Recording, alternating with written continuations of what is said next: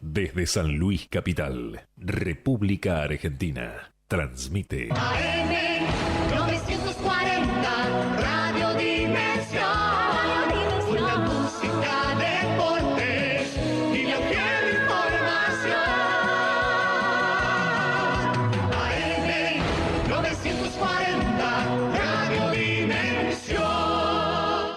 Bueno, 9 de la noche con 18 minutos retomamos el tema. Vamos a empezar este programa con todo, charlando con nuestro amigo Andrés D'Angelo. El tema de hoy es súper interesante.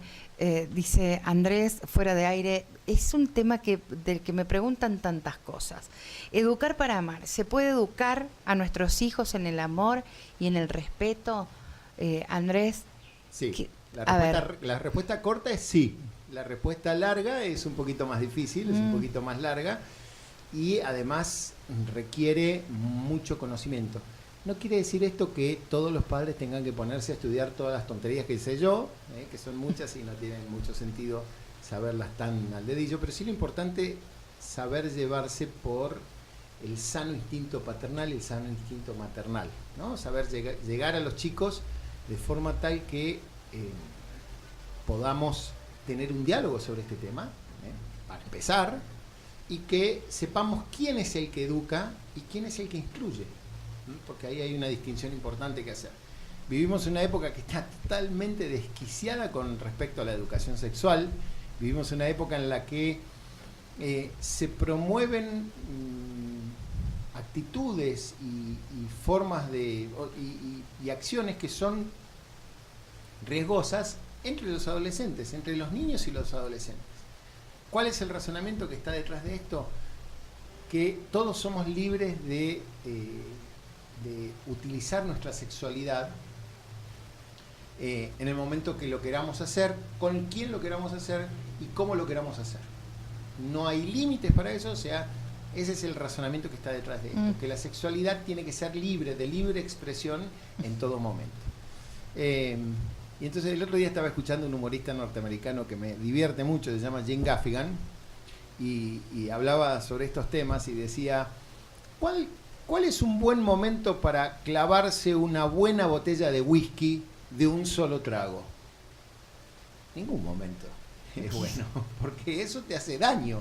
O sea, eso te intoxica. Sí. Entonces, evidentemente, si cuando somos grandes tenemos ciertos cuidados con algunas cosas que hacemos, hablar de una sexualidad libre en la infancia o en la adolescencia es una cosa un poquito riesgosa, es un poquito... hay que andar con mucho cuidado con lo que estamos diciendo y haciendo frente a los niños, porque los niños tienen los radares puestos y vivimos en una época que está pornografizada por donde se la mire. Uno ve los anuncios de las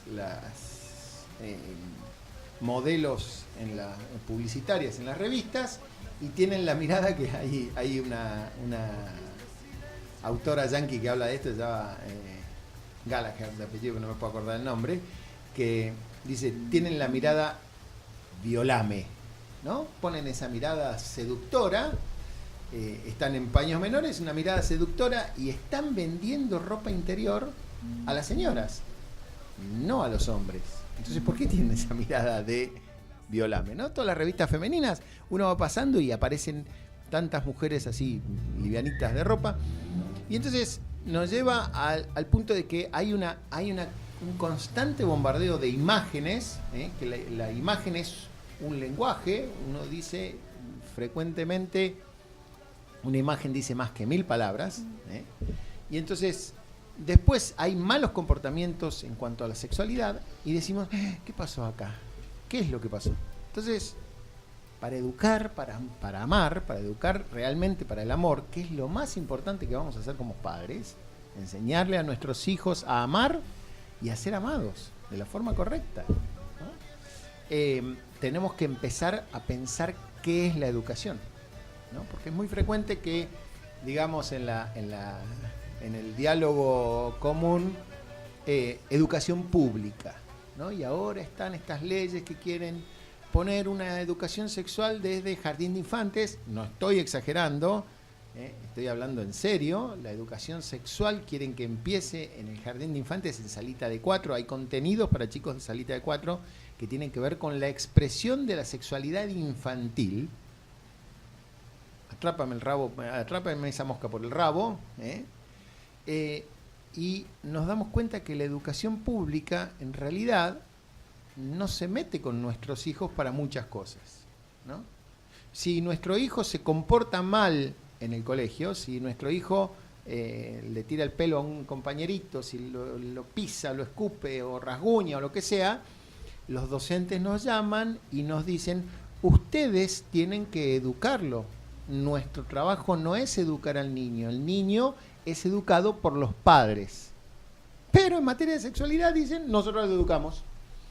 Y hay muchos docentes que están convencidos de que este es el camino, que hay que darles mucha información a los chicos y que hay que darles toda la información posible cuanto más temprano posible, y entonces empiezan a suceder estas cosas que pasaron el año pasado, que tuvimos una noticia de un colegio donde había habido un abuso de niños de 6º grado sobre niños de 1er grado, abuso sexual con acceso carnal. ¿Por qué? Porque les dijeron: experimenten la sexualidad con quien ustedes quieran. Y un chico de 6º grado, a un niño de 1er grado, lo engaña como un niño. ¿Bien? Entonces, estamos dando un mensaje completamente contradictorio. Y antes de que empiecen a llegar los mensajes, que muy probablemente lleguen, vamos a hacer una aclaración. La sexualidad humana es la mayor expresión de amor entre dos personas que realmente se aman, y es fantástica, es maravillosa, es excelente y es muy poderosa como herramienta para expresión del amor. Es tan poderosa que hay que tratarla con cuidado, ¿no? Las cosas poderosas uno las trata con cuidado. Entonces, volviendo al tema de la educación, ¿cómo le transmitimos a nosotros, a nuestros hijos, que la educación para el amor no es solo la educación de la sexualidad, que es importante, por supuesto, en el momento que corresponde, es importante, sino que también hay mucho más que solamente la sexualidad? Y entonces ahí volvemos al tema principal. ¿Qué es la educación?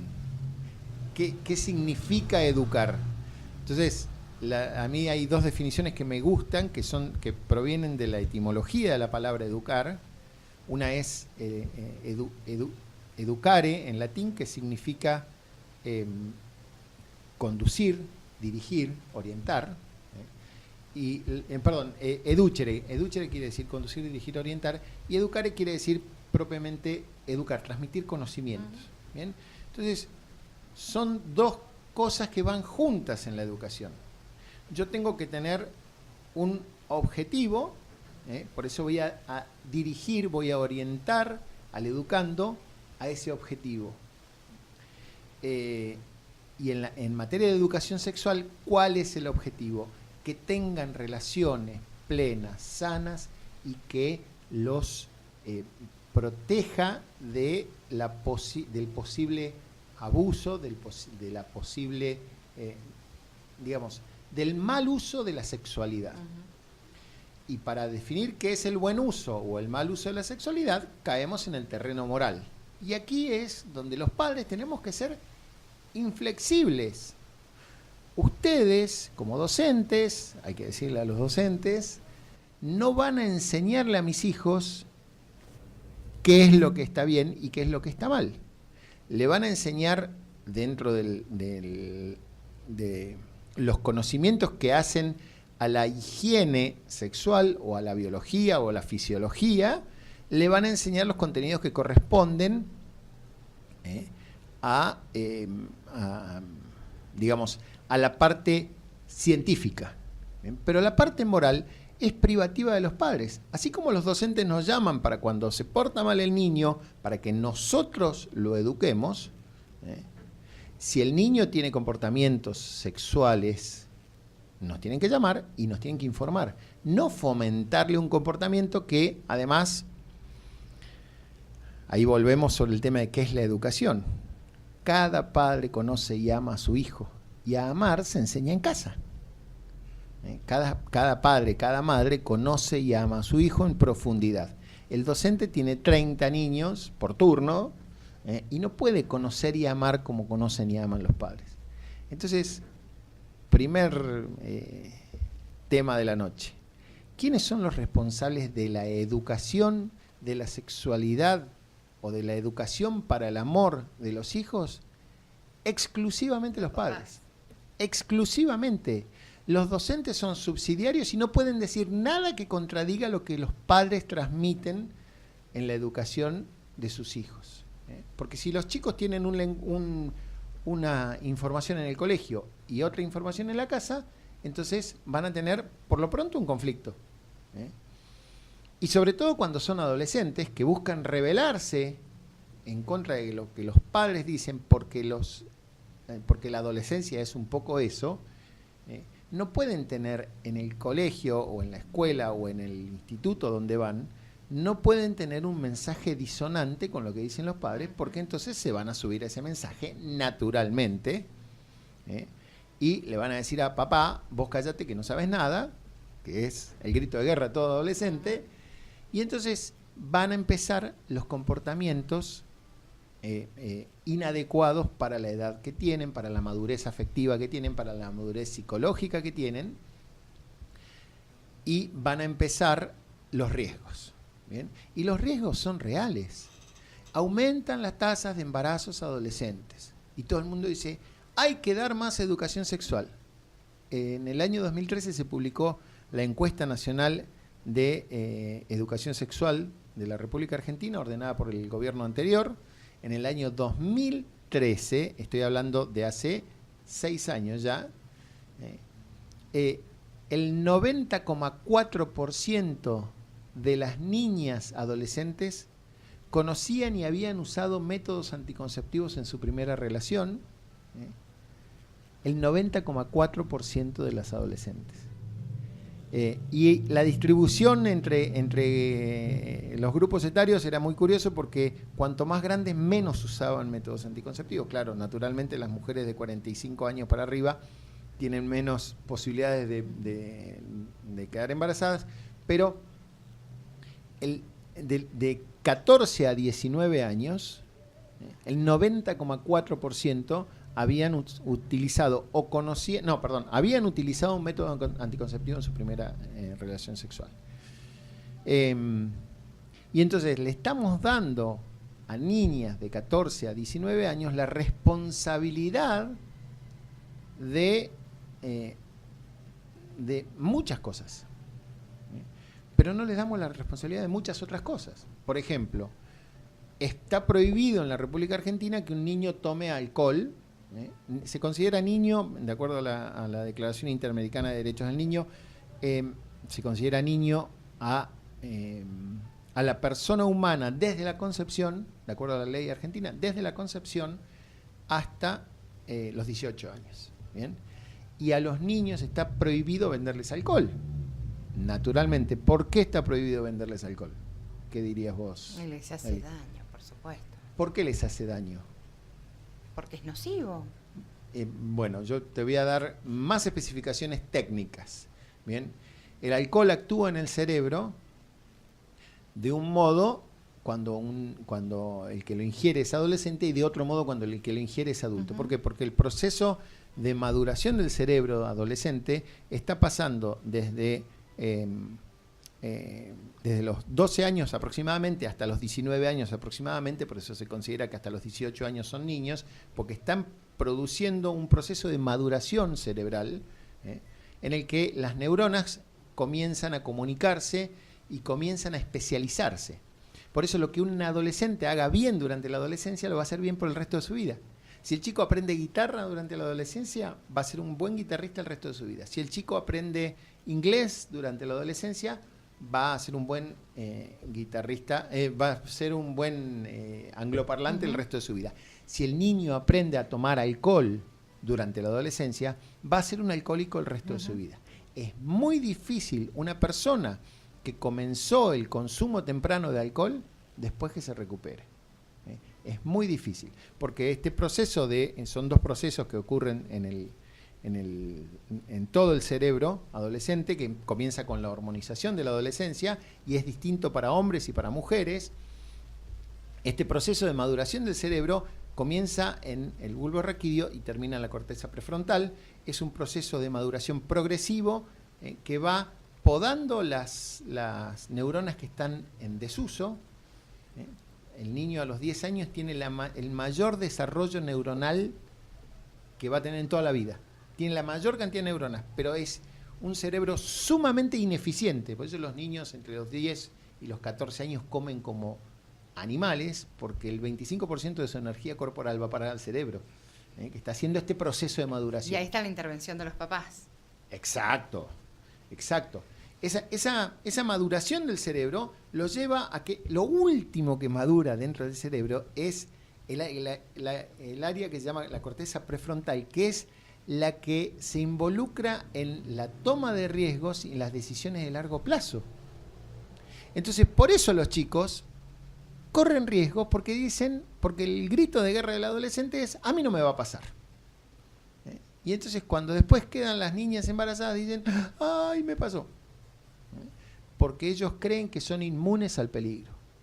Por eso la altísima tasa de accidentes de adolescentes es porque no miden el riesgo. Nunca miden el riesgo. Entonces, todo esto está muy mal encarado desde el punto de vista de la maduración psicoafectiva de los chicos. Está muy mal encarado cómo el Estado imparte la educación sobre la sexualidad en edades tan tempranas. ¿Dónde estamos parados hoy, Andrés? Y ante eso, frente a esto, ¿qué hacer? Porque por ahí uno te puede escuchar compartir todos los conceptos o ciertos conceptos, pero en lo principal concordar con vos y decir, bueno, te escucho y sí, me parece bárbaro. ¿Y cómo se hace? Nuestro amigo Andrés D'Angelo, bueno, orientador familiar, capacitándote todo el tiempo, más en estos tiempos que están como difíciles, ¿no? Y yo te preguntaba, Andrés, ¿qué hacer frente a esto? ¿Dónde estamos parados y qué hacer frente a esto? ¿Y cómo? Bueno, ahí volvemos un poquito a lo que estábamos hablando. Yo te escucho y parece re fácil. Sí. Volvemos un poquito a lo que estábamos hablando antes en el blog anterior. En el bloque anterior, que primero no tenemos que tener miedo. Lo primero que hay es que los chicos huelen el miedo como los tiburones huelen la sangre. O sea, enseguida que comenzamos a hablar de estos temas, los chicos huelen que nosotros estamos o esquivándoles el tema o hablando con subterfugios o con... No, hay que hablar frontalmente, de acuerdo, obviamente de acuerdo al grado de maduración que tenga cada uno de nuestros hijos, y por eso es que es tan importante comprender que la educación sexual es personalizadísima. No se puede hacer al voleo, al montón, porque hay cosas que a un chico de 14 años le parecen una nimiedad, una tontería, y a una chica de 14 años le parecen muy fuertes o un horror o lo que sea. Entonces la sexualidad, primero,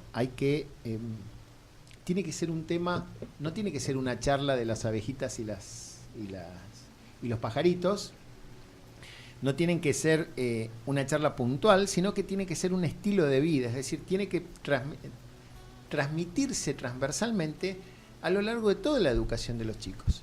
Porque en realidad, si vamos a pensar que es educación para el amor, todo lo que hacemos está educando, especialmente nuestro ejemplo. Entonces, lo primero tenemos que predicar con el ejemplo. Si yo quiero que mi hijo tenga una sexualidad ordenada y yo voy y veo pornografía por detrás, entonces estoy transmitiendo un mensaje mentiroso, es hipócrita. Bien, entonces, obviamente que lo primero que tenemos que hacer es educarnos nosotros mismos, porque nadie da lo que no tiene. Yo no puedo educar a mi hijo en la sexualidad, en la expresión del amor, si mi hijo, si yo hago cualquier cosa con la sexualidad y la expresión del amor. Entonces, como con todo, yo quiero hijos generosos, tengo que ser generoso yo, en primer lugar. Quiero hijos veraces, tengo que ser veraz yo. Yo no le puedo decir a mi hijo, te dije 1.000.000 de veces que no exageres. porque es un mensaje contradictorio.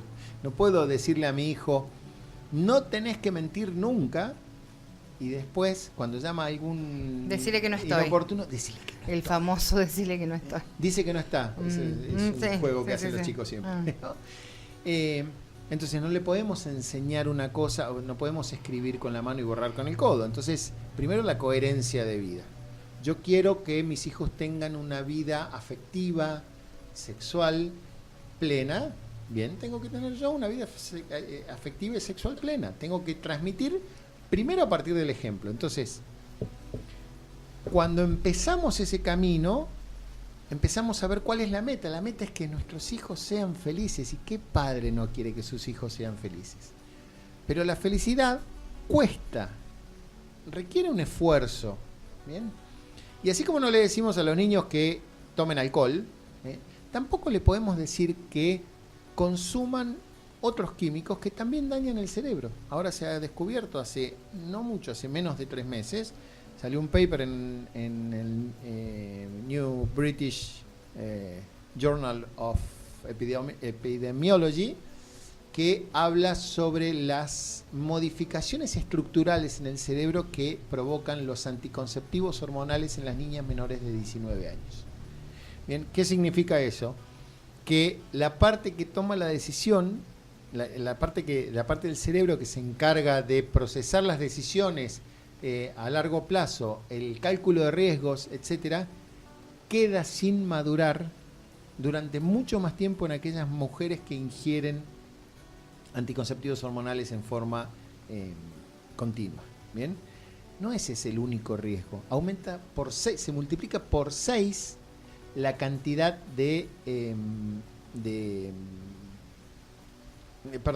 la incidencia de embolias y trombosis en las mujeres que toman anticonceptivos en forma continua. Se multiplica por 6 la cantidad de trombosis y de embolias. Bien. Si vamos a la clasificación de carcinógenos de la Organización Mundial de la Salud, los anticonceptivos hormonales de baja dosis, los que están actualmente regalando en el Ministerio de Salud como si fueran la panacea, están en el grupo 5 de carcinógenos, en la Organización Mundial de la Salud. Es decir, que multiplican el riesgo de cáncer de cuello de útero, el riesgo de cáncer de mama, el cáncer de cánceres de todo el tracto digestivo y el aparato reproductor de las mujeres, y se los estamos dando a niñas de 14 años o de 13 años, porque actualmente en los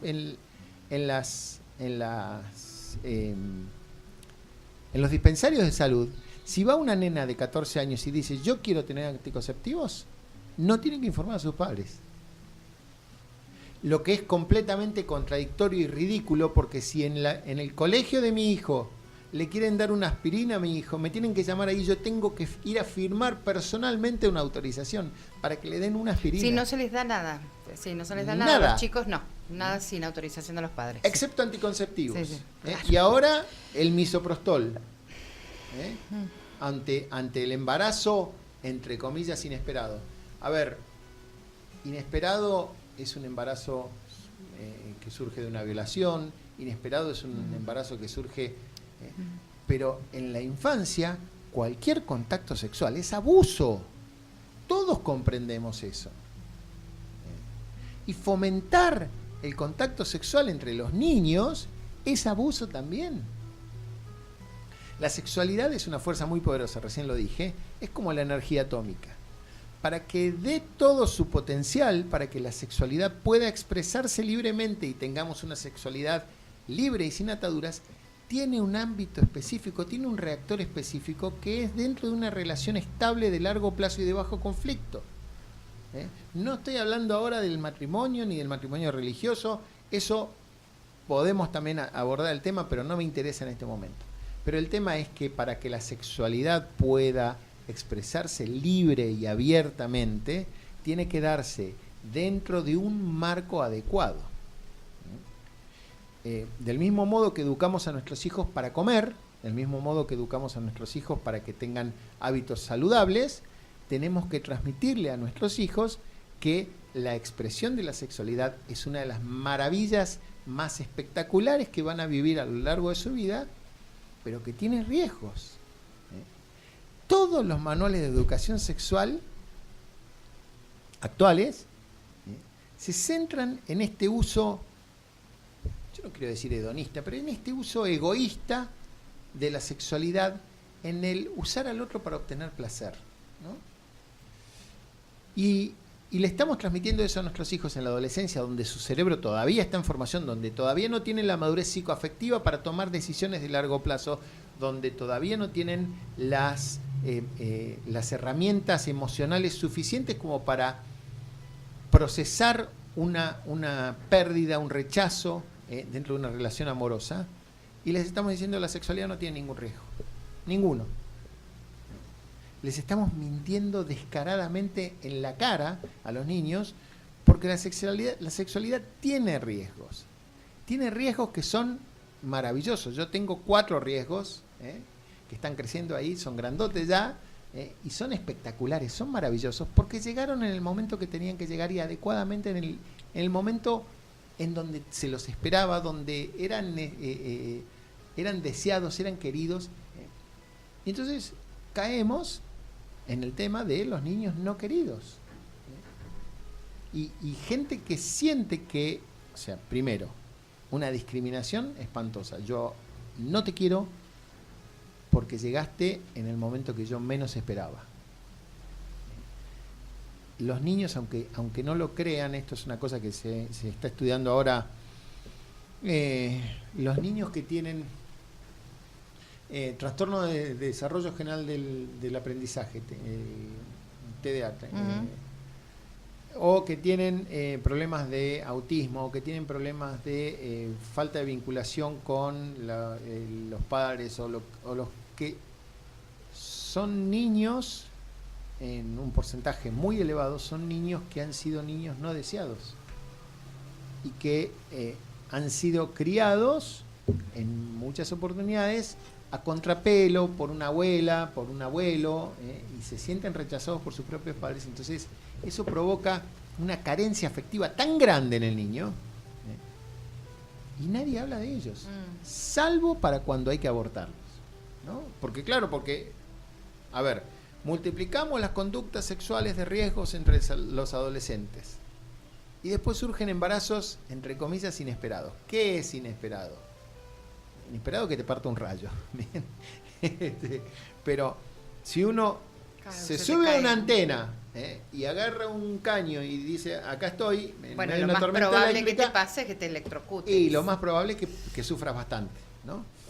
Entonces, evidentemente tenemos que pensar que estamos abordando la sexualidad de un modo,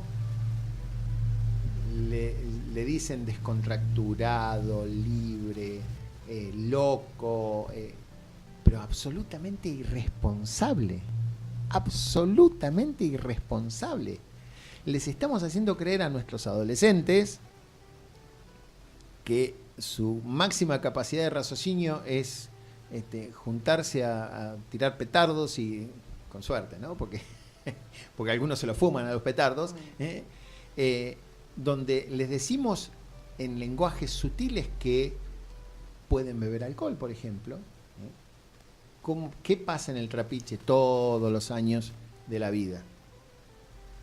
Niños de 15, 16, 17 años, borrachos perdidos, tirados en la calle del Trapiche. ¿No lo sabe eso el intendente del Trapiche? ¿No lo sabe el gobernador que puso un puesto que se llamaba hamburguesas Tío Alberto? Tío Beto, una cosa así. Sí, Tío Alberto creo que se llama. Sí, sí, bien. sí. ¿No lo sabe eso? Ahora, sí. ¿No sabe la ministra perdón, no me acuerdo si es ministro o ministro de Salud que tenemos aquí? Se me fue la cabeza. Sí, es ella. Bueno, la ministra de Salud no sabe que repartiendo preservativos está provocando conductas de riesgo. Porque, muy lindo, reparte preservativos que son fresquitos, recién sacados de la bolsa, están impecables, pero se los está repartiendo a chicos que están borrachos perdidos por primera vez en su vida. No sirve de nada.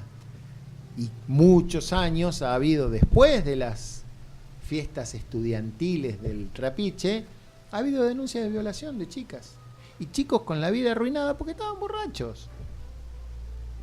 Y entonces, si nosotros estamos transmitiendo ese mensaje a nuestros adolescentes, estamos muy mal encaminados. El discurso de ellos es que justamente los entregan para protegerlos, Sí, precisamente. para cuidarlos. ¿Quién los protege? Si nosotros mismos... A ver, si yo me entero que mi hijo está en el medio de una balacera y veo que tengo posibilidad de llegar a él y sacarlo de esa balacera, ¿qué tengo que hacer? Ir corriendo y sacarlo. Si yo me entero que mi hija está en un lugar donde se suministra alcohol sin control a los adolescentes, alcohol que le hace daño cerebralmente, les hace daño, Sí, le sí, provoca claro. una demora en la maduración cerebral y además los hace más propensos a ser adictos, es decir, a ser alcohólicos por el resto de sus vidas. Y nos creemos que esos niños van a usar de su sexualidad ordenada y prolijamente, como estamos totalmente locos, totalmente locos. Insisto, esto no quiere decir que al niño haya que asustarlo, porque además a los chicos no se los asusta con nada, ¿bien? Los chicos, como no calculan riesgos, están constantemente diciendo, quiero riesgos. Entonces, se exponen a riesgos voluntariamente, porque es un poquito probar que ya son adultos, un poquito probar que ya son gente madura, que ya son gente crecida, entonces hacen todas las tonterías posibles. A ver, yo cuando fui adolescente también hice todas las tonterías que tuvieron a mi mano, pero había una diferencia sustancial, que en ese momento, cuando yo era adolescente, en el año 84, 85, 86, estaban pasando el destape en la Argentina, venía de salir de la dictadura y entonces había como una liberación sexual y había revistas pornográficas por todos lados y había una liberación sexual, pero todavía todos los padres estaban de acuerdo en que había que cuidarlos a los chicos, porque los chicos no saben cuidarse solos. Entonces, cuando uno iba a la casa de un amigo a una fiesta, sabía que había otros padres que estaban ahí ocupándose de cuidar el ambiente de la fiesta, de cuidar que si había algún borrachín, lo llamaban al otro padre. El papá te iba a venir a buscar, además. De las pestañas, con suerte, ¿no? Porque, Sí. Bueno, entonces, actualmente he visto, y esto nadie me puede desmentir, he visto a padres llevarle alcohol a los chicos. Sí, claro. Al trapiche 2 o 3 semanas antes y enterrarlo en el trapiche. Es una absoluta vergüenza y además es delito. Es un delito, está tipificado en el Código Penal, con 3 a 6 años de prisión aquel que le provee alcohol a menores. Entonces, si yo soy el intendente del trapiche, que yo lo quiero mucho, es un conocido mío, lo quiero mucho, pero si yo soy el intendente de Trapiche, lo primero que hago es control de alcoholemia compulsivo a cualquier persona que esté en la calle después de las 10 de la noche. Toque de queda a las 10 de la noche. ¿Por qué? Porque no es cuestión de que los chicos se diviertan y lo pasen bien, y eso es fantástico, pero no pueden estar en un ambiente donde haya descontrol. Mis hijos, yo sé que han tomado alcohol. A pesar de que yo soy orientador familiar y sé que y trato de transmitirles el cuidado con estas cosas de su cuerpo y de sus conductas, yo sé que han consumido alcohol. Pero yo sé que han consumido alcohol siempre en ambientes controlados. Porque yo les digo, yo no tengo problema que consuman alcohol, pero consuman en lugares donde sepan que alguien les va a poner un freno. Porque ustedes, cuando quieran poner un freno ustedes, ya va a ser muy tarde, porque el alcohol actúa en el cerebro adolescente, como te dije, mucho más rápido y mucho más efectivamente que en el cerebro adulto. ¿Por qué? Porque hay muchas más conexiones neuronales y por lo tanto el efecto del alcohol en el cerebro adolescente es tóxico. Es tóxico, mata neuronas. ¿Por qué las mata? Porque entra en donde se produce la sinapsis, intoxica esa zona del tejido neuronal, lo intoxica y entonces el chico piensa que estaba bajo control y ya está totalmente descontrolado, está totalmente ido. Y ya estamos, ¿no? Y ya es tarde. Y ya es tarde. Y ya es tarde. Exactamente. Bueno, yo te escucho, ¿no? Y te digo tantas cosas, se me ocurre y me cuestiono y te cuestiono y digo, pero bueno, sí, Andrés, está bien, pero ¿cómo haces? Yo en la casa, pero ¿cómo hacemos para controlar? ¿Cómo hacemos para dejarlos que salgan al mundo y se encuentren con semejantes cosas? Bueno, ¿no? ¿Cómo hacemos? Ese es un tema hermoso. ¿Y con esto? ¿Con esto dónde vamos? A ver, una de las cosas claves que estábamos hablando también en la pausa es que como padres nos hemos acostumbrado o hemos creído que la educación consiste exclusivamente en poner límites. ¿Cómo hago para que no haga esto? No vas a poder. O sea, porque nosotros educamos a nuestros hijos y nuestros hijos son libres y van a hacer lo que ellos quieran hacer. Esta parte me encanta. Entonces, evidentemente lo que tenemos que hacer es fomentar las condiciones propicias para que el niño, para que el chico, para que el adolescente quiera estar en casa. Primer secreto. Si nuestra casa es un remanso de paz, donde los chicos saben que van a volver y hay comida rica, y hay buena música, y hay buen ambiente, y hay hogar, entonces nuestros chicos van a querer volver a casa. Y entonces, ese es un primer paso. Trabajemos en la relación marital, conyugal, para que nuestros chicos quieran volver a casa. Porque si vuelven y es un infierno, van a buscar la calle necesariamente. Entonces, primer deber como esposos es cuidarnos mutuamente, cuidar el trato, cuidar el modo, cuidar el respeto, cuidar el cariño, que nuestros hijos nos vean expresarnos el cariño incluso físicamente.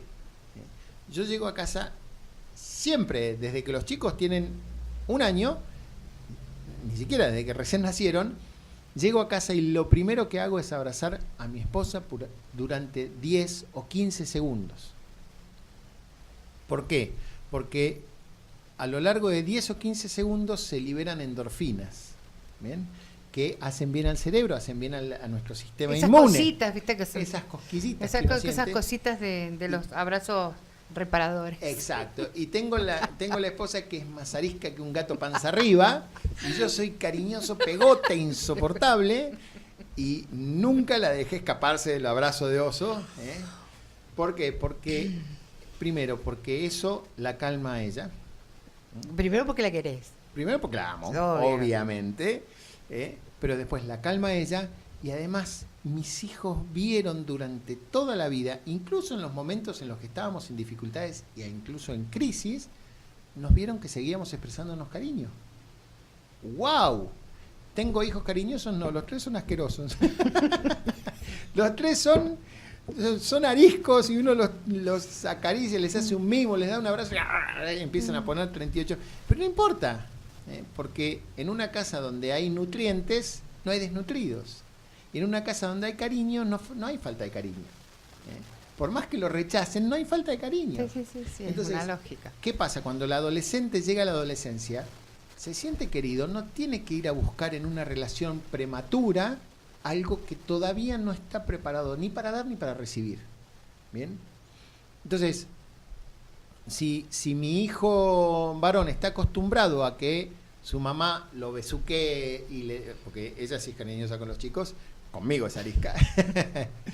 Me va a matar, me está escuchando, me va a matar, pero bueno. Perdón, amor, te amo. Pero si los chicos ven que en la casa se expresa el cariño, si los chicos se sienten queridos todo el tiempo, si hay cariño físico, nosotros hacíamos cuando éramos chicos, cuando los chicos eran chicos, hacíamos guerra de cosquillas, y la guerra de cosquillas, cuando venía Mariana, ¿por qué están gritando? ¿Por qué están haciendo tanto ruido? ¿Qué sé yo? Y yo les decía, estoy errando en psicólogos, ¿no? Porque en el futuro eso, si nosotros estamos para los chicos, si los chicos ven que nosotros nos dedicamos a ellos, que los queremos, que los cuidamos, que los vamos a buscar. A ver, mis 3 hijos son varones, podrían ir y volver tranquilamente de cualquier lugar a cualquier lugar de acá de San Luis, porque San Luis todavía sigue siendo un pueblo tranquilo. Sin embargo, yo, no importa a qué hora, no importa en el lugar donde estén, ellos saben que me pueden llamar y yo los voy a buscar a donde estén a donde sea. Y cuando yo voy, habitualmente me traigo 4 o 5 extras. ¿Bien? Claro. Entonces, la tranquilidad que le da eso al chico, de saber que siempre está protegido, que siempre está cuidado, especialmente si son nenas, significa que se va a sentir protegida y se va a sentir cuidada durante toda la vida. A mí me hacía gracia una sobrina segunda nuestra, que se puso de novia con un chico, y el chico le pedía relaciones sexuales. Y dijo, bueno, le dijo, tenía 16 años, era chiquita. Bueno, le dijo, no hay problema. El chico ya estaba por descorchar un champán. Dice, vamos a hablarlo con papá y con mamá, y entonces, si ellos están de acuerdo, no hay problema. Y el otro empezó a recular como loro de un zapato, porque dijo, totalmente loca esta chica. ¿Por qué? Porque ella sabía que había la confianza suficiente con sus padres como para hablar de cualquier tema. Y entonces lo primero que tenemos que hacer es bajarnos de esos miedos, y bajarnos de la creencia de que nosotros vamos a poder controlar la conducta de nuestros hijos. No, nosotros tenemos que lograr que nuestros hijos controlen su propia conducta, que es un camino muy distinto, mucho más arduo, pero mucho más fructífero. Sí, sin dudas. Porque si yo educo a mi hijo para que se comporte como un ciudadano decente, entonces después va a ser un ciudadano decente. Si yo educo a mi hijo para que deje de hacer macanas, entonces después cuando tenga oportunidad de hacer macanas las va a hacer todas juntas. Mi hijo el más grande, está hace 15 días en Buenos Aires, empezó su carrera universitaria y está solo, está viviendo solo en un departamento en Buenos Aires. Yo tengo plena confianza en él, plena confianza. Y si él defrauda mi confianza, ya no es problema mío, ya es problema suyo, porque yo le di todas las herramientas y el criterio, le formé, lo ayudé a que forme su propio criterio. Esto no es yo le formé el criterio, no, yo lo ayudé a que forme su propio criterio, dándole cada vez desafíos más exigentes. ¿Bien? Entonces, por un lado la exigencia, levantemos la exigencia. Si nosotros estamos convencidos de que nuestros hijos van a tener relaciones sexuales en la primera oportunidad que se les plantee, y los chicos van a decir, bueno, y lo voy a hacer si papá piensa que... Y además, esta doble moral que a mí me indigna, me saca de quicio, esa doble moral de que, voy a ser vulgar en el lenguaje, perdón, querida audiencia, pero ya estamos fuera del horario de protección al menor, así que lo puedo hacer. El nene la puso. Tigre, grande, campeón. Y la nena, cuando pasa eso, ¿no ves que sos como tú? Un horror, un doble lenguaje. Si las reglas son claras para una, son claras para el otro también. Si hablamos un lenguaje con los varones, hablamos un lenguaje con las mujeres exactamente el mismo y exactamente las mismas condiciones. Porque si no, estamos dando un mensaje machista, y ahí tienen razón las feministas en decir que vivimos en un patriarcado. Sin embargo, no es así. Y se puede escapar de esa matriz. Si mis hijos van a tener relaciones sexuales, yo no lo sé, confío en que no, y preparo todas las condiciones para que ellos no tengan necesidad de ir a buscar relaciones sexuales antes de tiempo. Entonces, ¿cuáles son esas condiciones que tenemos que tener? Ya lo dijimos la primera. Tener un hogar pacífico, tener un hogar donde los chicos... Tener un hogar, punto. En eso las mujeres son especialistas, saben hacer de una casa un hogar. ¿Bien? En segundo lugar, ordenarnos nosotros mismos. Si yo quiero enseñarles a mis hijos a ser ordenados y yo tengo un caos en mi vida, evidentemente ellos no van a poder aprender de un modelo válido, no van a tener un modelo válido. Entonces, los chicos saben y huelen cuando nosotros estamos siendo hipócritas. O sea, lo detectan, yo diría sobrenaturalmente, pero lo detectan automáticamente. Tengo el recuerdo de un amigo de la adolescencia que decía, mi padre me prohíbe todo y él en su ropero tiene revistas pornográficas. Y a mí me prohíbe todo. No hay que prohibir nada. No hay que prohibir, es más, hay que hablar de estos temas libremente, hay que tocarlos en las conversaciones familiares y los chicos tienen que saber que estos temas se pueden hablar y que se tienen que hablar en el ámbito familiar. Que se pueden hablar con mamá y papá. Exacto. ¿Por qué? Porque esa generación de confianza, ese vínculo de confianza, claro que a los chicos muchas veces, sobre todo cuando se empiezan a hablar de estos temas, les da pudor, porque no están acostumbrados. Y entonces les da vergüenza hablar frente a la mamá de cosas de la sexualidad o de la expresión de la sexualidad. Les da vergüenza a las nenas hablar frente al papá de cosas de expresión de la sexualidad, pero entonces cada uno de los padres tiene que ir por separado y encarar a su hijo abierta y frontalmente, sin miedo y sin forzar la charla tampoco. Sí, claro. ¿No? Porque, vení nene, tiene 9 años, vení nene que te voy a explicar cómo funciona esto. Resulta que, y el chico... ¿Y cuándo es el momento, Andrés? Bueno, justamente ahí, por eso es que digo que la educación para el amor es una educación personalicísima. No hay nada más personalizado que la educación para el amor, porque cada chico tiene su propia sensibilidad, su propia madurez psicoafectiva, Sus propios tiempos. Su propia autoestima. Hay chicos en los que hay que trabajar mucho la autoestima. Por ejemplo, en el caso de las chicas, con el tema del control del peso, del sobrepeso, de la falta de peso, lo que sea, tienen mucho complejo, sobre todo durante la adolescencia, con el tema de la imagen corporal. Entonces, ellas tienen que escuchar constantemente de su papá los piropos más divertidos y los más originales y los más... ¿Por qué? Porque cuando venga un galancito a querer decirle un piropo, le va a decir, qué linda que sos. Mi papá me lo dice todos los días. Sos hermosa. Oh, eso es lo único que tenés para conquistarme. Vas muy despacito. Entonces, que sientan la seguridad de que los amamos ya es un gran paso, es un enorme paso. Y entonces, transmitirle esa seguridad, transmitirle ese cariño, ese afecto, esa cercanía, ese ámbito donde los chicos se sientan afectivamente protegidos, es súper importante. Si nosotros le estamos diciendo todo el tiempo a nuestro hijo varón, no ves que sos un inútil, no ves que sos un imbécil, no ves que sos un cretino, el chico va a tener su propia imagen, que es un imbécil, que es un cretino, que es un tarado y un inútil. Un inútil. Bien, y cuando venga una nena y le diga, sos el más maravilloso de los muchachos que he conocido en mi vida, el tipo va a estar en la cumbre del cielo. Entonces, si nosotros les hablamos con un lenguaje afectivo apropiado a los chicos, entonces vamos a estar haciendo que su afectividad madure en un ambiente apropiado.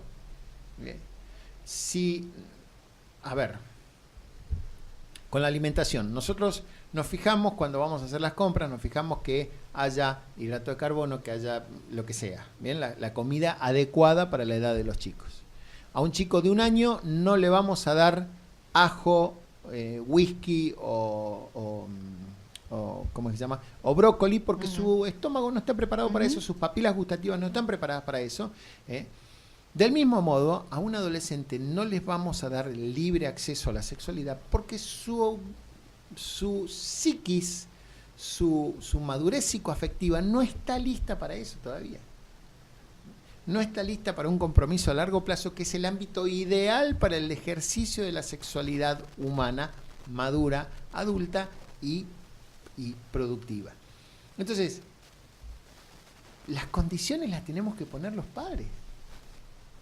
Las condiciones primero, el ambiente amable para que los chicos quieran volver a casa.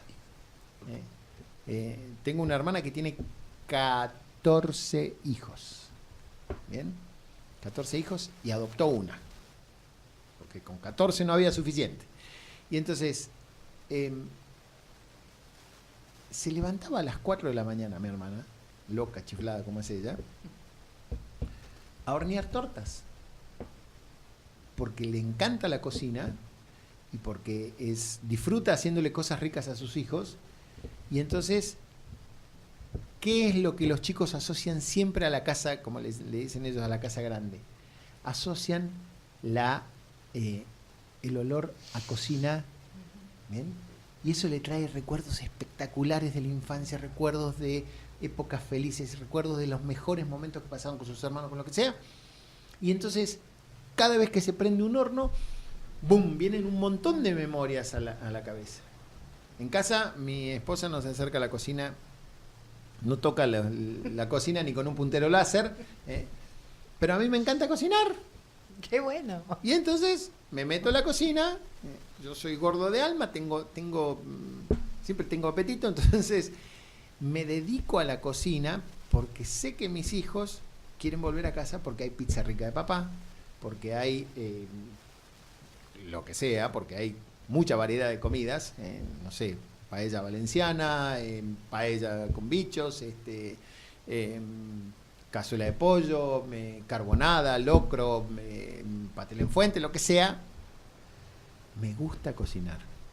Y entonces, a través de, como somos comedores sociales, nosotros los seres humanos son el único animal que se sienta a compartir la comida, entonces eso provoca un ámbito divertido, amable, donde los chicos quieren estar. De buena onda, hay una onda. Exactamente, hay buen humor, hay buena comida, hay buena cocina, hay buen humor, hay piropos que vuelan del padre a la madre, de la madre al padre, hay bromas, hay diversión, hay buenos olores, hay buenos recuerdos, hay una sobrina segunda mía decía, vienen los D'Angelo. ¿Quiénes son los D'Angelo? ¿Los que huelen bien? Porque mi esposa anda siempre con un chuf chuf con perfume y le pone a toda la ropa un perfume muy rico y entonces los D'Angelo huelen bien. Y entonces ese ámbito se logra dentro de la familia. Entonces, cuando la escuela quiere interferir en esa educación que yo le estoy transmitiendo a mis hijos y dice todo lo contrario de lo que yo estoy tratando de transmitir a mis hijos, yo voy a la escuela y digo no. Terminantemente no. Ustedes no tienen ni la capacidad moral ni digamos, ni el rol necesario como para educar a mis hijos para el amor. Eso es condición, o sea, es potestad de los papás. Exacto, derecho y potestad absoluta de los padres.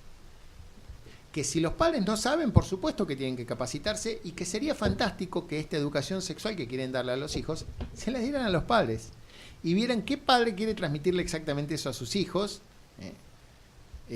Dura un año la educación sexual y se acaba la educación sexual tal como se está impartiendo ahora en las escuelas.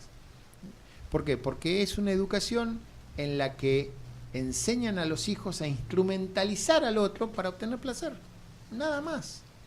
Y aunque parezca raro, esto está muy relacionado con la violencia de género. Porque si el otro se convierte en un instrumento para mi placer, a un instrumento yo lo trato como yo quiero, porque es nada más que un objeto.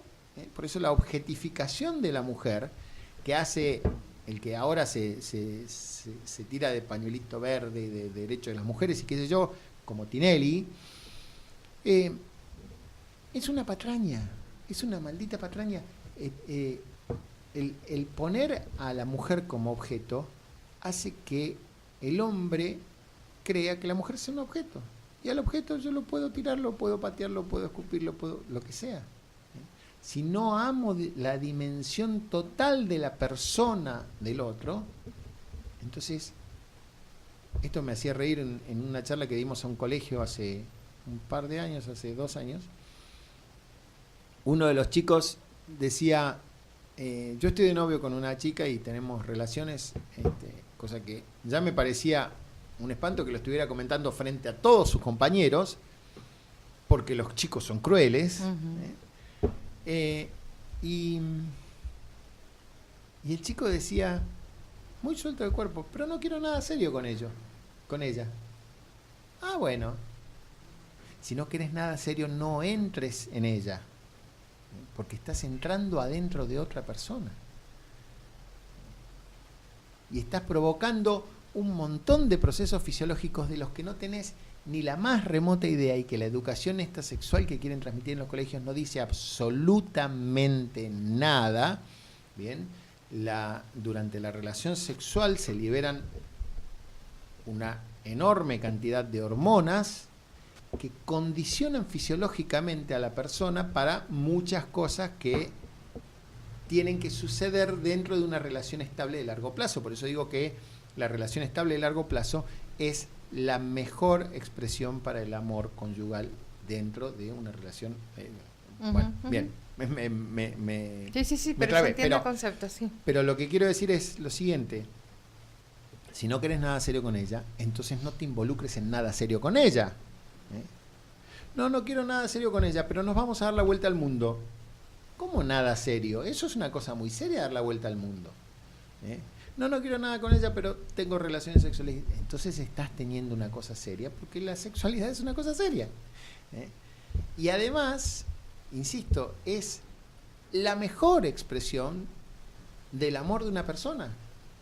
Entonces, si lo usamos para nada serio, estamos usando la mejor expresión del amor para una persona para nada serio. Y entonces, de payasos está lleno el mundo, y de payasos que dejan embarazadas a chicas y después desaparecen, o que las obligan a abortar, o que... Entonces, bueno, es un tema que, a ver, podríamos pasarnos 20 días hablando de estos temas y no lo agotaríamos, porque ni siquiera entré en el tema de los anticonceptivos, ni siquiera entré en el tema de los preservativos, ni siquiera entré en el tema de las consecuencias psicoafectivas que se producen en niñas que han tenido relaciones sexuales desde niñas. Ni siquiera entré en el tema de la madurez sexual, cuándo se alcanza para los varones, cuándo se alcanza para las mujeres. Ni siquiera entré en el tema de cuál es el tiempo que tienen las mujeres para resolver sus... Este es un tema que es muy interesante de charlar. Y quiero ahondar un poquito antes de que... ¿Tenemos otra pausa? ¿O tenemos la última okay. pausa. La mujer tiene que tener resuelta su vida profesional y afectiva, ¿bien?, antes de que cumpla 30 años.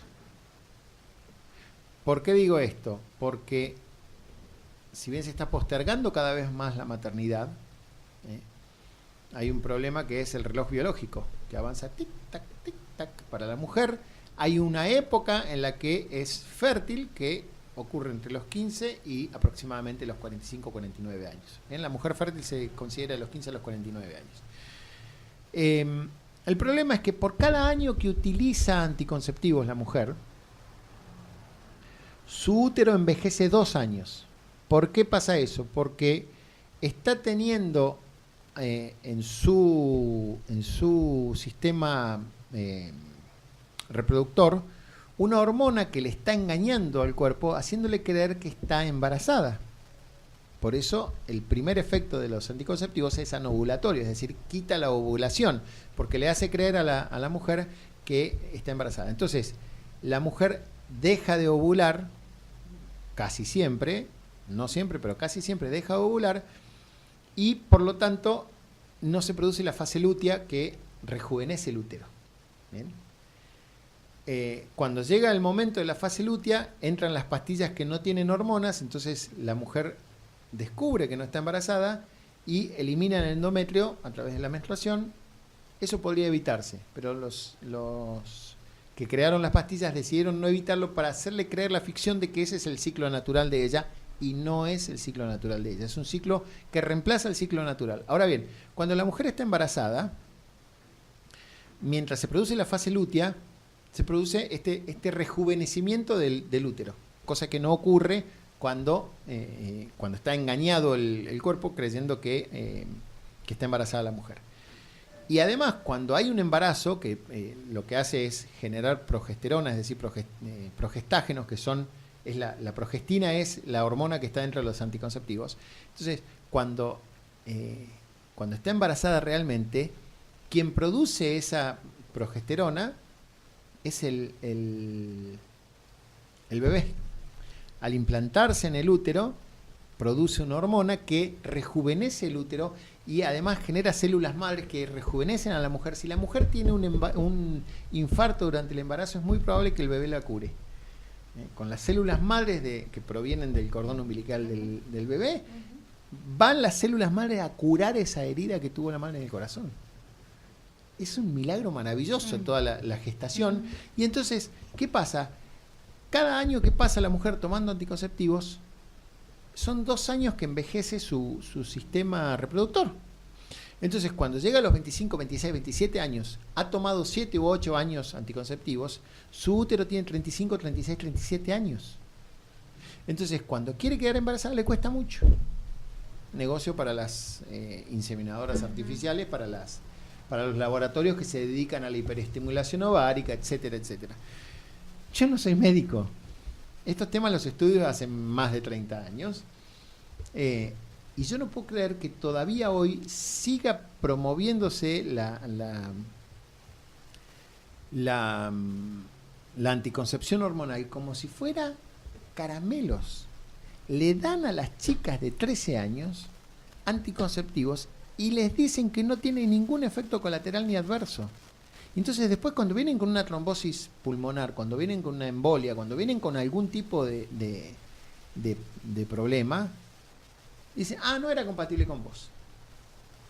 En el año 2014 se murieron 711 mujeres en Estados Unidos y Canadá por trombosis y embolias pulmonares asociadas a un anticonceptivo hormonal que se llamaba Jazz, o su versión canadiense creo que se llamaba Jasmine, o Jasminel, del laboratorio Bayer. Y uno dice, si es Bayer es bueno. No, minga, no es bueno. Su componente activo principal es la drosperinona, que es una hormona que reemplaza la progesterona y que sextuplica la posibilidad de embolias y trombosis. En Estados Unidos, Canadá y Europa dejó de venderse. Acá en Argentina es de venta libre, todavía hoy. Quiero decir que, bueno, te has comprometido con Gonzalo a estar al menos una vez por semana. Exactamente, probablemente sean todos los jueves. Genial. Me divierte mucho. A ver, todo lo que sea temas de matrimonio y familia me divierte mucho. Soy un estudioso del tema. Tengo 3 libros escritos sobre el tema. Vamos a sortear un libro entre me la encantó. audiencia algún día. Me encanta, sí, El claro. día que más mensajes haya ese día vamos a sortear un libro. Pero la idea es que estos temas de matrimonio y familia son inagotables. Son muy divertidos, son inagotables. Los invito, tengo una página de humor matrimonial que se llama Matrimonio, una divina comedia en Facebook, que se pueden divertir un poquito nada más porque hay aproximadamente 3.500 chistes sobre matrimonio. Y en realidad ninguno de ellos es un chiste, es todo realidad. Claro, son sacados de la mismísima vida. Durísima realidad, sí. ¿Cómo se llama, Andrés? Matrimonio, una divina comedia. Y entonces ahí publicamos habitualmente artículos de interés, publicamos filmaciones, películas, etcétera, etcétera, que hacen al tema de la formación matrimonial y para el amor. Habitualmente damos conferencias o cursos en colegios, en parroquias, en clubes, en donde sea, donde nos inviten, vamos. Bueno, y tenemos varios programas en los que estamos participando y trabajando activamente. Este es un canal privilegiado porque a mí la radio me fascina, me encanta. Como podrás observar, me cuesta mucho comunicarme. Sí, tenés problemitas, que me quedas calladito y viste, yo no sé cómo incentivarte para que sigas. Pero lo que quiero decir es que hay un tema inagotable y hay un tema que encontraste un chiste que te divirtió. Estoy ahí. El pasaporte. Imaginen que van a viajar, abren su pasaporte en el aeropuerto y sorpresa.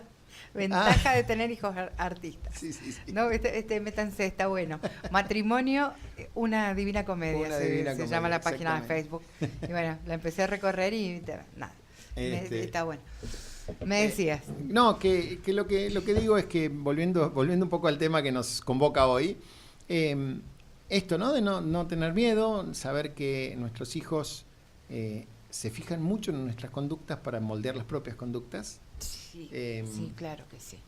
Que nuestros hijos además quieren ideales altos. Porque nosotros decimos, yo creo que mi hijo va a seguir la corriente de todo el mundo y va a ser un tarado como todos los demás. Estamos dando un mensaje horrible. ¿no? Aparte Entonces, lo subestimamos. claro, ¿no? ese es un error muy frecuente de los padres y muy frecuente especialmente de los padres varones, ¿no? De subestimar a los hijos. Hay un video que lo publiqué en Matrimonio una Divina Comedia que es terrible, del padre que le enseña a manejar un Renault 12 al hijo, y le pega y lo insulta y le dice, ¡acelera, acelera! ¡No escuchás el motor, papá! Y le pega con cacho y ¡acelera, soy tu padre! Y pone la imagen de Darth Vader, ¿no? Soy tu padre. Es un disparate sin pie ni cabeza, pero hay muchos padres que creen que esa es la educación que tienen que dar a sus hijos, ¿no? A puro golpe y a puro insulto y a puro... descalificación. Y descalificación, etcétera, etcétera. Entonces, papás, no funciona. No funciona. Y si los hijos salen derechos y no los quieren matar a los 18 años, entonces es un puro propio milagro, ¿no? Porque en el fondo nosotros vamos a ser los que transmitamos el valor que tienen nuestros hijos. Si nosotros los valoramos, todo el mundo los va a valorar. Si nosotros los cuidamos, todo el mundo los va a cuidar. Si nosotros los protegemos, todo el mundo los va a proteger. Y aquel que no lo proteja sabe que se encuentra frente a un padre protector que va a masacrar a cualquiera que se involucre con su hijo o con su hija. Hay una foto que también publiqué en Matrimonio en una Divina Comedia que me divierte mucho, que es un padre que es fisicoculturista, que es un gorila gigante, que tiene una nena de 14 años y que le regala una remera cuando cumple 14 años que dice... Chicos, manténganse alejados. Este es mi papá. Y la foto de su papá en la remera. ¿No? Y entonces, ¿qué pasa? Esa chica está con cara así de, papá, no te soporto. Me tenés. Pero Claro, en el fondo se sabe cuidada, se sabe amada, se sabe protegida, se sabe querida.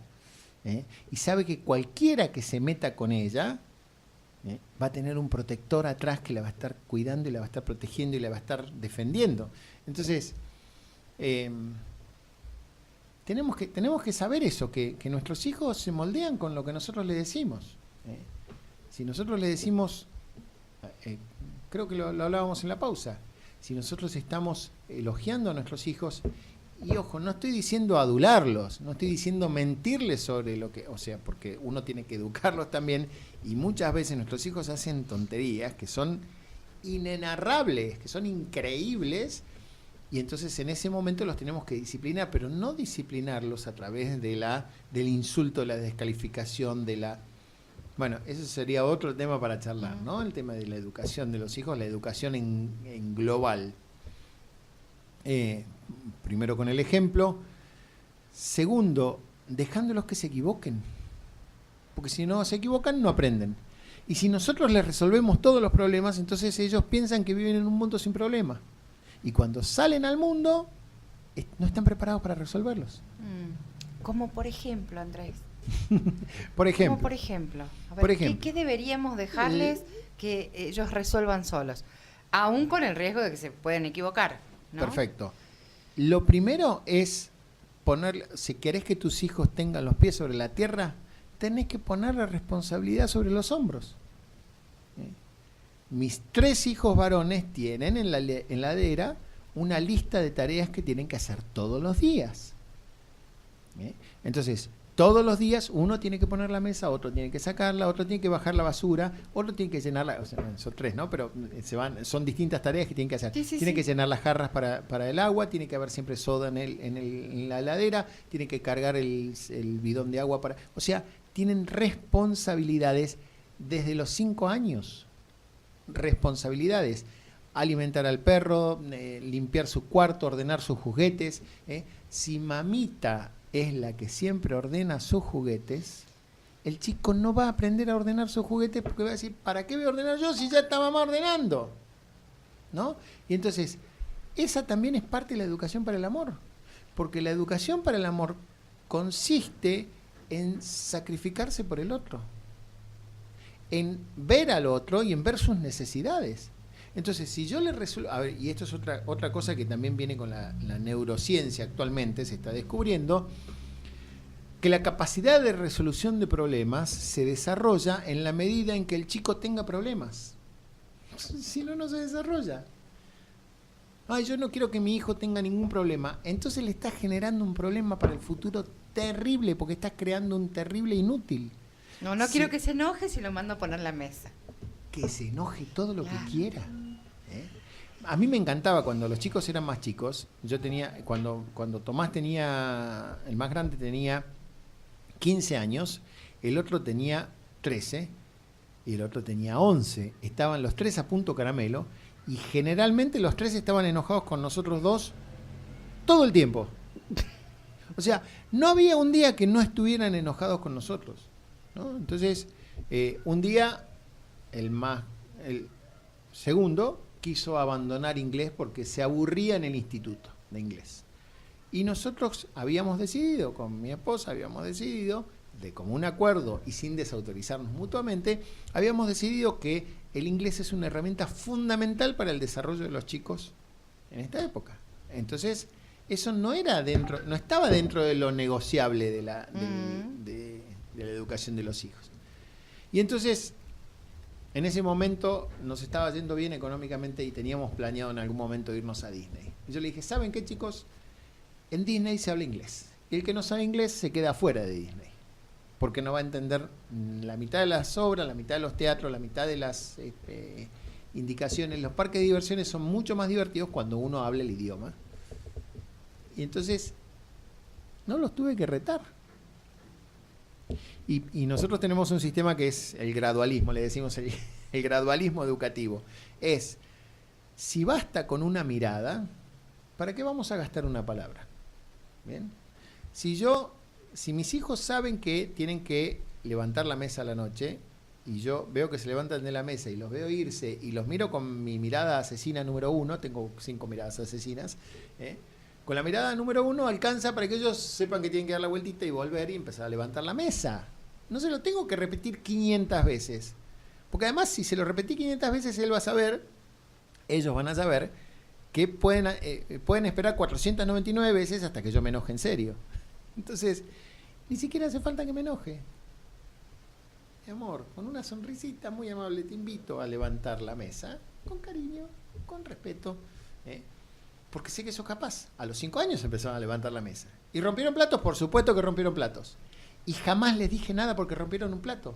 Fui, barrí, levanté, ningún problema. O sea, ese es el tema, que si nosotros le damos responsabilidades tiene que ser acorde a su maduración. Y si nosotros nos equivocamos en la evaluación de la maduración del chico y le damos una tarea que es superior a sus fuerzas o superior a su capacidad, no lo podemos retar por una equivocación nuestra, ¿no? Entonces, esa educación es gradual, es importante, y de a poquito les vamos generando el hábito de el orden, del estudio, del trabajo, de la disciplina. Mis hijos yo era muy impuntual cuando la conocí a mi mujer, pobre chica. Vieron que siempre está esa especie de aceptación de que la mujer es impuntual. Si tu mujer te dijo que en 5 minutos bajaba, no hace falta que se lo recuerdes cada 30 minutos. O sea, es muy frecuente esa... Bien, yo era el impuntual. Yo era impuntual absolutamente para todo. Y mi mujer me hizo puntual. No me hizo puntual ladrándome y gritándome y diciéndome, ¿sos un impuntual? No, sencillamente me facilitó las cosas para que yo pudiera ser puntual. Me ayuda, es mi ayuda adecuada, es mi mano derecha. Yo soy su mano izquierda ortopédica y lesionada, pero esa es mi mano derecha para ayudarme a que yo pueda ser puntual. Y con ese mismo criterio se educa a los hijos, es decir, a los chicos hay que ayudarlos a que puedan desarrollar plenamente su potencial. ¿Es posible esto, Andrés, en una familia donde el papá y la mamá, donde no tienen que trabajar todo el día? Sí, es posible. Es posible. Es más difícil, pero es posible. Lo que sí hay que hacer es que las personas que nunca van a reemplazar el rol. Bien, reemplazan la función paterna, pero nunca van a reemplazar el rol porque el rol lo tiene que ejercer el padre o la madre. Entonces, aquellas personas que están involucradas en el desarrollo de los niños tienen que estar involucradas también en el concepto educativo y transmitírselo del mismo modo a los niños. Es decir, si es la abuelita la que cuida, bueno, la abuelita no puede ser malcriadora. Va a tener que luchar contra sus propias entrañas. Lamentablemente, hace poquito publiqué una frase que tuvo mucho éxito en Matrimonio en una Divina Comedia, que era, si educas a tus hijos vas a poder consentir a tus nietos, pero si consientes a tus hijos seguramente vas a tener que educar a tus nietos, ¿no? Entonces, ese concepto, ¿no? De decir, bueno, a ver, mamá, vos me vas a ayudar con esto, ¿eh? Yo valoro mucho esto y sé que tus nietos son tus nietos y vos querés malcriarlos, todo lo que sea, pero necesito que como mínimo ellos hagan la tarea, que hagan tal cosa, que hagan tal otra y que hagan tal otra hasta tal horario. Porque yo después los voy a exigir de acuerdo a esa exigencia que yo te transmito a vos. Entonces, o si se quedan en manos de una persona que ayuda o una institutriz o lo que sea, la figura no importa, lo importante es que esa persona tiene que saber que el niño, esto ahora estoy estudiando a una educadora italiana que se llama María Montessori, que tomaba a los niños abandonados en las escuelas, en los orfanatos de Italia, finales del siglo XIX, principios del siglo XX, tomaba a los niños que estaban abandonados, que tenían carencias afectivas enormísimas, y hacía increíbles progresos educativos con ellos. Chicos que tenían retrasos madurativos, chicos que tenían discapacidades mentales, chicos que tenían carencias afectivas, ¿no? enormes. Y ella lograba increíbles cosas con esos niños. ¿Cómo hacía? Primera regla de María Montessori que nosotros aplicamos en casa: nunca hagas por tu hijo algo que él pueda hacer por sí mismo. Si el chico puede atarse los cordones a los 3 años, se los va a atar para el resto de su vida. Yo no se los voy a atar porque esté apurado en una circunstancia X. Si el niño se puede vestir a los 2 años, está muy bueno. Está bien, tarda 15 minutos en vestirse y se pone un suéter bordó con un pantalón mostaza con una remera verde. Va a combinar los colores horriblemente, pero yo tengo que indicarle o ayudarlo a que él pueda hacerlo por sí mismo. Porque además, cuanta más competencia tiene el chico, mayor es su desarrollo neuronal previo a la poda y a la militarización que viene en la adolescencia. Entonces, cuanto mayor es el desarrollo neuronal, después la adolescencia es menos traumática. Y entonces, por eso los chicos que son Qué educados... bueno eso, Andrés, ¿no? Qué bueno eso, Andrés, porque uno es muy común ver, por ejemplo, las mamás sobre todo que absolutamente todo a los niños, absolutamente todo. Y escuchar eso es bueno. Por eso digo, qué fantástico sería educar. Hay que educar a los padres. Me parece Sí, que hay que educar a los padres también. hay que no ayudarlos sé si educarlos, a que, pero claro, guiarlos o darles exacto, las herramientas también. Bueno, la Por ahí idea pueden de sacarle estos las jueves, dudas, ¿viste? la idea de estos jueves es esa. Vos sabés que me mandan mensajes y uno dice, bueno, y que me parece un tema totalmente apasionante. ¿Y qué pasa cuando los papás están separados? Uf, pero se Que puede también. que está bueno que lo charláramos, ya casi estamos cerrando el programa, pero me parece que es un tema maravilloso. ¿Qué pasa cuando los papás están separados? Y también, ¿qué pasa con las familias ensambladas? Viste que hay un montón. Sí, Oye, por supuesto. muchísimas. Por supuesto. En ninguna situación es desesperada ni desesperante. El tema es que hay que saber ser consciente. cómo. Claro, y hay exacto. que saber cómo. Exactamente. Y hay que permitirse hablar de estos temas, aunque sean difíciles, porque sobre todo en las familias ensambladas o en las familias que han sufrido un divorcio, a ver, yo tengo muchísimos problemas con mi esposa, supongamos, ¿no? No es el caso mío, sí. pero supongamos, tengo muchísimos problemas con mi esposa, pero a mi hijo no lo dejé de amar. Y entonces, si quiero lo mejor para mi hijo, tengo que sobreponerme a muchas de las cosas que yo tengo en contra de mi esposa, en contra de mi esposo, y lograr un acuerdo educativo como mínimo. Delante de los niños no vamos a discutir, vamos a tratar de reunirnos fuera de casa para que no vean los chicos el conflicto, vamos a tratar de pasar el tiempo que sea de transición entre la custodia del padre y de la madre en paz, para que el chico no sienta un complejo de tener que irse con su papá o no sienta un complejo de tener que volver con su mamá. Vamos a poner condiciones para que, a ver, una vez que el matrimonio tiene hijos, el matrimonio ya no se trata de los cónyuges. El matrimonio es matrimonium, es la protección de la madre para el cuidado de los hijos. Entonces, si somos adultos, tenemos que ser adultos responsables. es muy difícil, y para eso existimos los orientadores familiares. Claro que sí. Para conciliar todo este tipo de Pues, cosas. qué lindo tenerte acá también y poder escucharte y aprender muchas cosas.